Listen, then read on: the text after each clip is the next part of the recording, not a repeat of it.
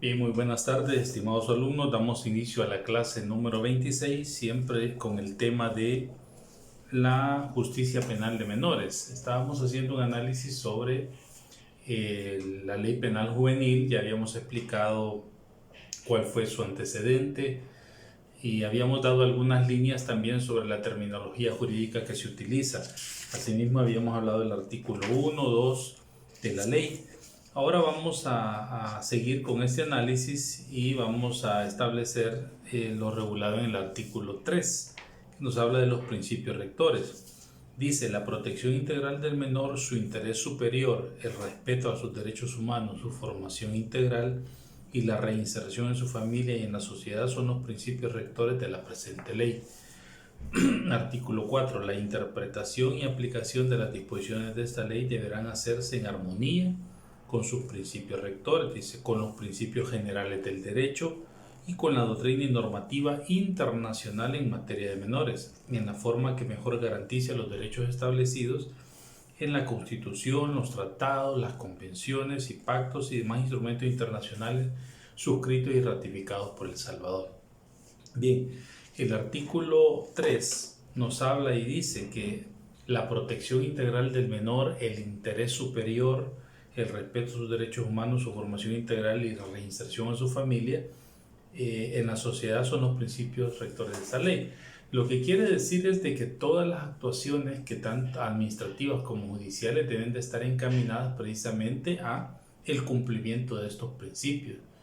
De hecho, una de las expresiones o manifestaciones que se da en estos principios es que siempre a nivel judicial se busca la integración familiar. Desde el preciso momento, o mejor dicho, desde el primer momento en que un menor ya está siendo procesado, cuando hay incomparecencia de los padres o cuando se logra detectar una ruptura de la familia, desde antes, pues ya hay un indicador de que el proceso debe de buscar restaurar esa situación como tal. Dice la protección integral del menor. Fíjense de que todo cuenta en los procesos de menores. Cuenta si éste está estudiando, si vive con su familia, si está trabajando, incluso si es padre de familia ya, porque acordémonos, en una sociedad como la nuestra hay menores de 15, 16 años que ya son padres de familia, ya tienen su hogar, aunque no sean independientes, no vivan de manera independiente porque a veces ni trabajo tienen, pero ya tienen una responsabilidad de hijos y esposa, etc. Entonces, esa protección integral del menor es la que va buscando la ley al momento de procesarlo. Es decir, la ley penal juvenil no tiene en su esencia una función punitiva. Si bien es cierto, hay una sanción, hay una sentencia que se va a emitir donde se va a declarar responsable o no al menor, pero todo el proceso va encaminado hacia una educación, una reinserción. Precisamente dice la protección integral del menor. Las circunstancias externas al delito que rodean al menor deben de tomarse en cuenta para la medida provisional que se va a imponer, a manera de no afectar, digamos, el normal desarrollo de estas medidas. Sabemos que si, por ejemplo, él tiene su hijo, su esposa, aunque viva con sus padres, una medida de internamiento afectaría definitivamente eso, el desarrollo o el trabajo que él puede estar realizando para ir sufragando los gastos o las necesidades de su familia, lo cual no sucede con adultos. Con adultos, pues decíamos, su finalidad es preventiva, punitiva, pero no tiene nada que ver más con el delito que se puede estar aplicando, ¿no? Entonces, en este caso sí hay una situación donde el juez va a valorar y en cada resolución o actuación judicial, lo mismo la policía y la fiscalía tienen que, y en alguna medida, ver si aplican estos principios. Su interés superior, ¿cuál es la necesidad inminente o actual que tiene el menor aparte del delito como tal? ¿Qué necesidad tiene? Eso también tiene que ver con el interés superior. ¿Cuál es su prioridad, diríamos, en este momento en la vida para poderse seguir desarrollando? El respeto a sus derechos humanos. Bueno, el respeto a sus derechos humanos tiene que ver con, aparte de todo el respeto a las garantías procesales que se le vayan a aplicar y las normativas internas, pues tiene que ver con condiciones de trato que va a tener. Condiciones de trato en los centros de internamiento como con las autoridades judiciales o administrativas. Fíjense de que, por ejemplo, en los centros de internamiento, en Sendero de Libertad, que estén en Lo Vasco, en Aguachapán también, en El Espino y en otros, básicamente el tratamiento que se les dan a los menores es como que estuvieran en alguna medida en un resguardo, en un internamiento, pero tienen otras condiciones a las cuales están los adultos sometidos, ¿no? Como tal. Precisamente por esto, por esa capacidad, esa reinserción que buscan del menor, ¿no? Y para ir determinando, ir cubriendo algunas necesidades o falencias que pudieran haber tenido. Entonces el trato ahí también debe ser de otra manera. Su formación integral y la reinserción en su familia y en la sociedad son los principios rectores de la presente ley. Tanto las medidas provisionales como las definitivas deben de buscar eso. Y no solo eso también, sino pues la ubicación que la víctima tiene en el proceso. Eso no lo podemos dejar de lado. O sea, no puede tampoco premiarse solo a la sociedad y solo al menor en desventaja de la víctima de ninguna manera. Hay que generar también un tipo de resolución donde vayan inmersos pues esos aspectos también, no se deje de lado porque hay derechos de la víctima también. Ahora, esto tiene que ver con lo que establece la Convención de los Derechos del Niño. Por ejemplo, si vemos en el artículo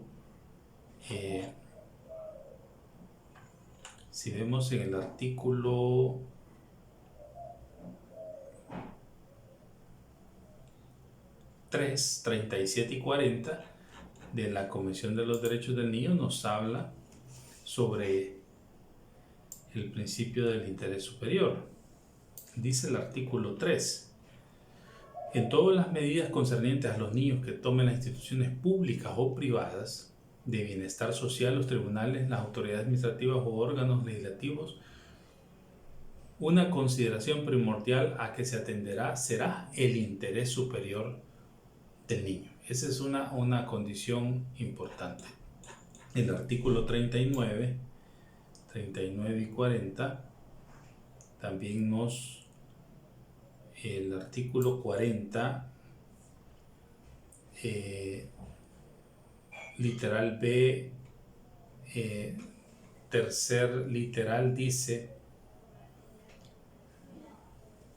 de la siguiente manera: que a todo niño del que se alegue que ha infringido las leyes penales o a quienes se les acuse haber infringido esas leyes, se le garantice por lo menos lo siguiente. Y el original tercero: que la causa será dirimida sin demora por una autoridad u órgano judicial competente, independiente e imparcial en una audiencia equitativa conforme a la ley, en presencia de un asesor jurídico u otro tipo de asesor adecuado, y a menos que se considerare que ello fuere contrario al interés superior del niño, teniendo en cuenta en particular su edad, su situación y sus padres o representantes legales. Si vemos el artículo 39, dice: los estados partes adoptarán medidas apropiadas para promover la recuperación física y psicológica y la reintegración social de todo niño víctima de cualquier forma de abandono, explotación o abuso, tortura u otra forma de tratos o penas crueles, inhumanos o degradantes, o conflictos armados. Esa recuperación y reintegración, dice, se llevará a cabo en un ambiente que fomente la salud, el respeto de sí mismo y la dignidad del niño como tal. Bien, ¿por qué es importante todo esto? Vean, esto va de la mano, lógicamente, con los principios de nuestra Constitución, principios del debido proceso y principios también de derecho internacional, ¿no? Relacionados a todos los derechos que se establecen en la Declaración Universal de los Derechos Humanos. Vemos acá también, hay otro artículo que tiene que ver con esto, solo para que lo anoten, el artículo 4 del Estatuto del Niño y Adolescente de Brasil, dice Estatuto del Niño y del Adolescente firmado en Brasil, artículo 4. Y el artículo 12 de la Convención de los Derechos del Niño también tiene que ver con el respeto de los derechos humanos dentro del proceso como tal. Artículo 12 dice: los Estados partes garantizarán al niño que esté en condiciones de formarse un juicio propio del derecho de expresar su opinión libremente en todos los asuntos que afecten al niño, teniéndose debidamente en cuenta la opinión del niño en función de la edad y madurez del niño. Con tal fin se dará en particular al niño oportunidad de ser escuchado en todo procedimiento judicial, administrativo que afecte al niño, ya sea directa o indirectamente. Muy bien, aquí pues esto es parte de un derecho de defensa material, si queremos llamarlo así. Es una defensa material como un adulto, de poder expresar cuanto estime necesario sobre el caso que se le conoce. Cuando en materia de menores hay un equipo multidisciplinario que está trabajando junto con el juez y los miembros del tribunal durante todo y los miembros de los centros de resguardo durante todo el proceso de menores, que se denomina equipo multidisciplinario del tribunal. Está compuesto por un psicólogo, un trabajador social y un educador. Estos profesionales hacen un estudio integral de las condiciones externas, familiares, sociales, económicas, laborales, sentimentales, psicológicas, que giran en torno al menor y sobre la comisión del delito. Y al final presentan un diagnóstico al tribunal en cada etapa del proceso que se va desarrollando. Esto ya la ley lo contempla. Si nosotros vemos el artículo, vamos a ver si está por el artículo 25. Vamos a ver, aquí está el estudio, dice psicosocial. Fíjense bien, estudio psicosocial.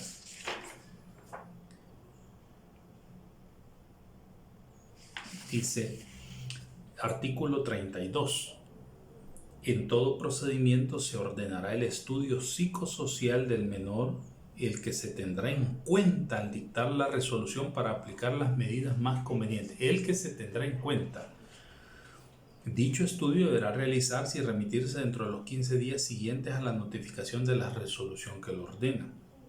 El juez, para dictar la resolución ordenando una medida diferente a la recomendada por el equipo de especialistas, el equipo que les hablaba, un educador, un psicólogo y un trabajador social.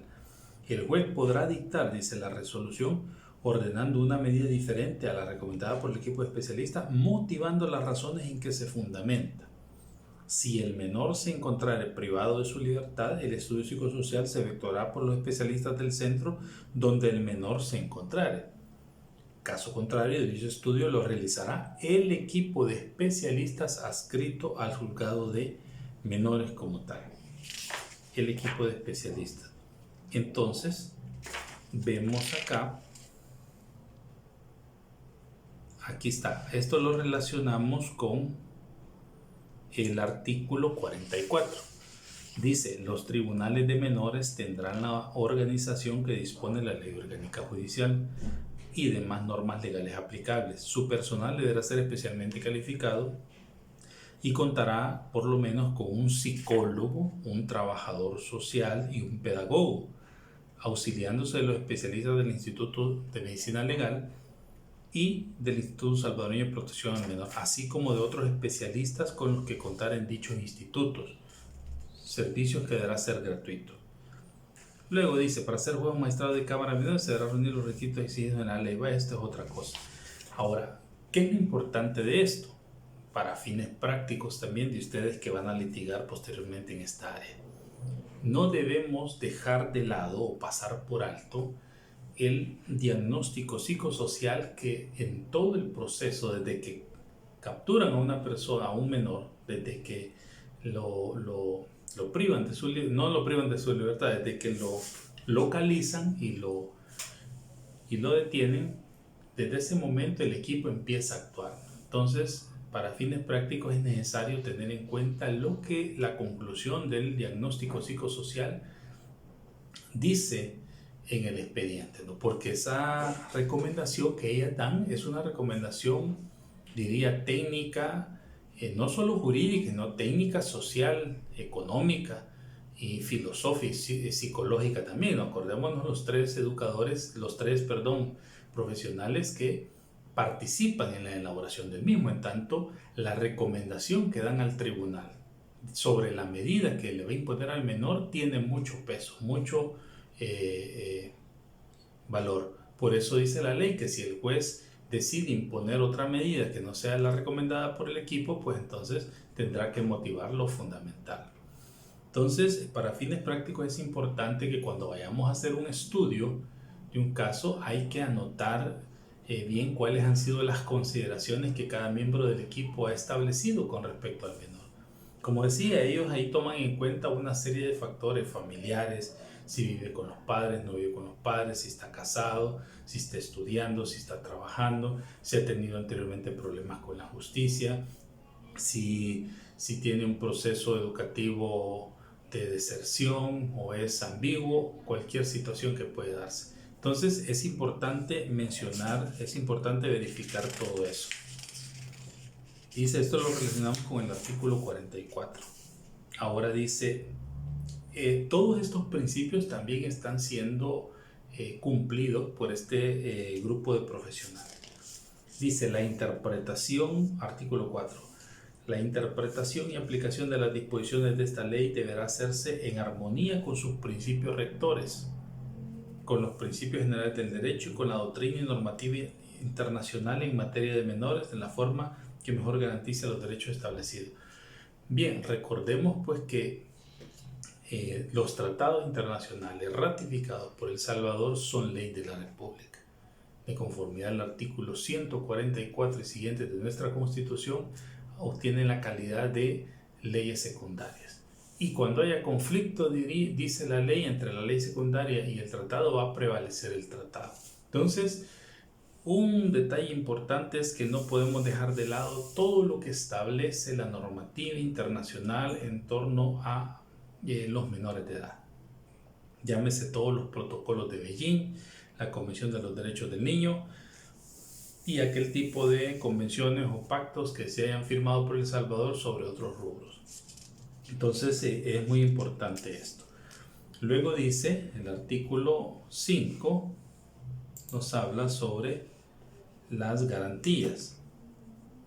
Y el artículo 5 dice de la siguiente manera: el menor sujeto a esta ley gozará de los mismos derechos y garantías reconocidos, en la Constitución y tratado ratificado.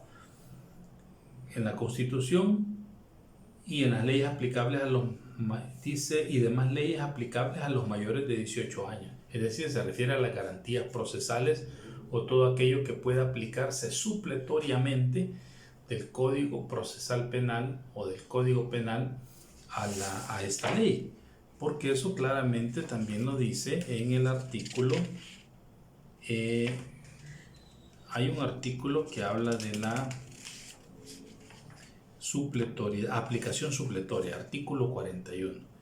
Dice, en todo lo que no estuviera expresamente regulado en la presente ley, se aplicarán supletoriamente la legislación penal y el Código Procesal Penal. También se aplicarán supletoriamente las leyes referentes a la familia y el Código de Procedimientos Civiles. Incluso dice el 45, colaboración y auxilio. Para el cumplimiento de los fines de la presente ley, toda autoridad o funcionario está obligado a prestar colaboración y auxilio a los jueces y tribunales de menores cuando estos lo requieran. Vean, o sea, la importancia de la integración que tiene el derecho de menores con el derecho de adultos también. Bueno, y el artículo 5 nos habla de todos los derechos que tiene. Por ejemplo, los voy a nada más a puntualizar así sin leerlo todo, pero a ser tratado con el debido respeto de la dignidad inherente en el proceso, a que su intimidad personal sea respetada y consecuentemente no deberá ser objeto de publicación ningún dato directo o indirectamente que posibilite su identidad. Esto sí es de rigor, ¿no? Acordémonos que la imagen, la información de un menor va a generar consecuencias penales también como tal. De hecho, en las audiencias de menores, casi en todas, bueno, por no decir en todas, no se admiten asistentes no letrados, es decir, personas que acompañen a las partes en el proceso.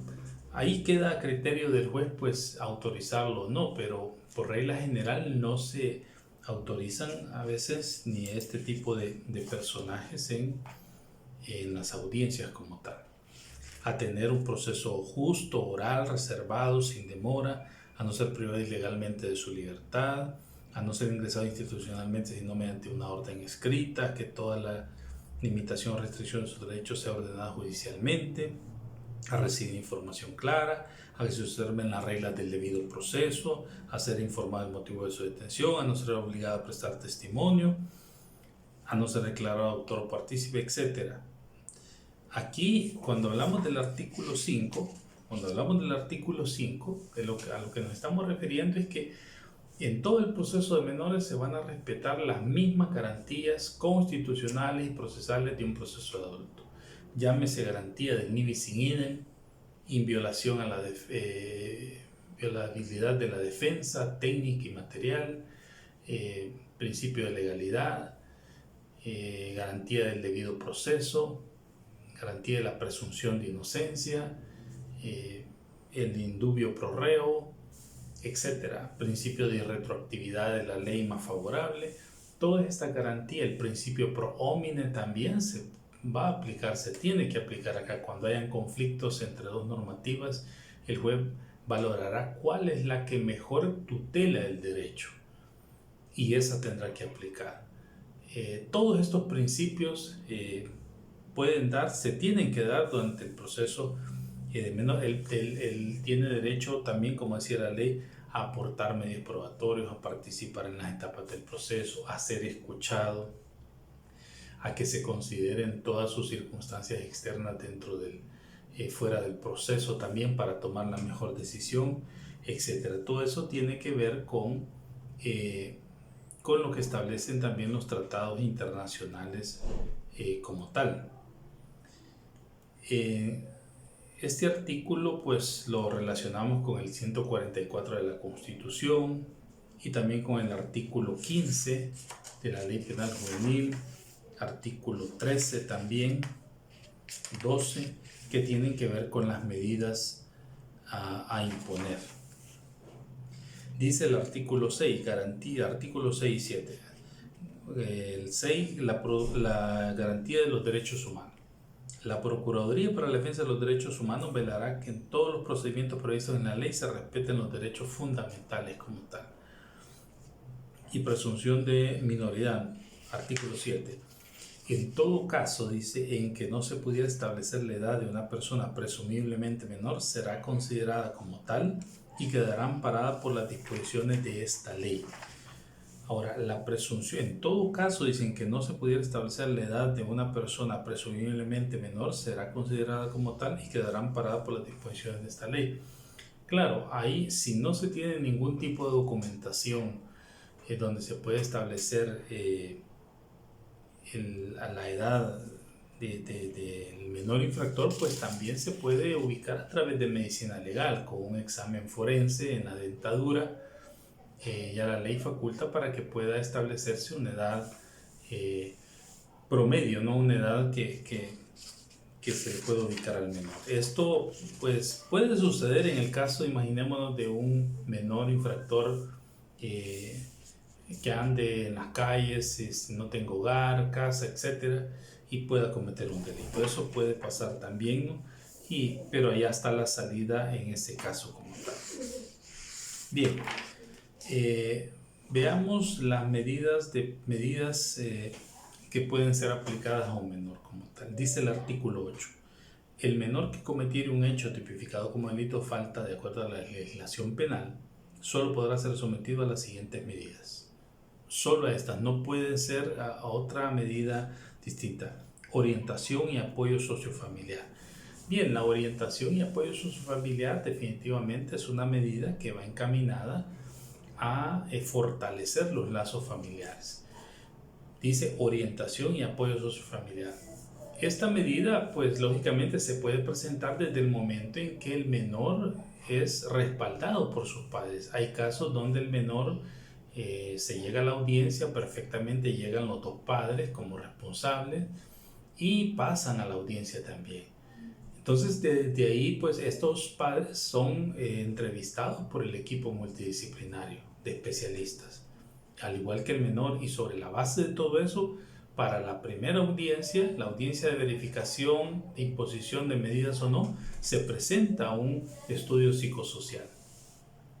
Entonces, desde ese momento, pues ya hay un parámetro para decir, bueno, el menor tiene una estructura familiar estable y aquí hay un interés superior también de él. Hay un compromiso, cuando los padres decirle un compromiso de los padres a darle seguimiento al tratamiento que los miembros del equipo puedan designarle o recomendarle al juez que le aplique al menor. Hay una aceptación y una responsabilidad de los padres en colaborar en que ese tratamiento ellos van a estar también velando, apoyando y supervisando que se cumpla. Ya hay otro factor importante. Y así pueden establecerse otros tipos de factores a tal grado de que la orientación va a ir encaminada a involucrar a los padres también.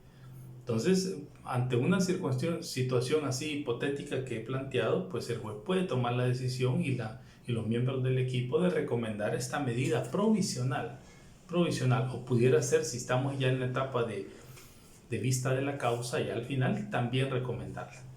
Pero pensemos que estamos en la etapa inicial, pueden recomendar eso.